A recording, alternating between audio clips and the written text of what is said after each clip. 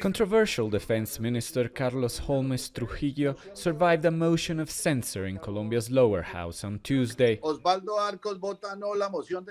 as the government coalition closed ranks around one of the most visible politicians in the administration and the probable right-wing candidate for the 2022 presidential elections. In the end, the vote was 136 against to 24 in favor, but the pressure is mounting against an administration that growing sectors of society see as less than democratic.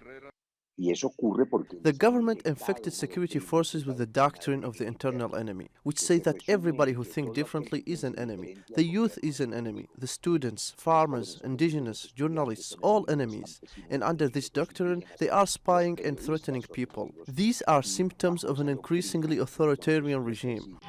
Under scrutiny were the actions of security forces in recent protests against police brutality that left 13 civilians dead in 48 hours.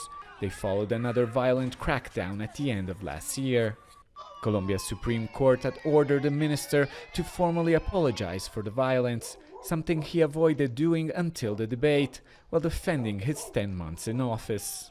I hear of a totalitarian drift, or an attempt to create a dictatorship, or a soft dictatorship, of actions that affect the democratic structure. Well, I have to tell you, with all due respect, that is not true.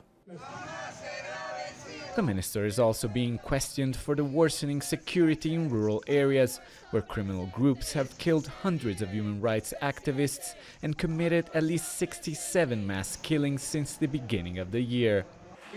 Most analysts believe that with the government holding majorities in both houses, the minister will not change course. I don't think that the minister will be at all deterred by the vote of no confidence. What we can assume from now on is that the minister will continue a hardline approach, which will increase the mistrust that there is in the minister from opposition groups and from some protesters.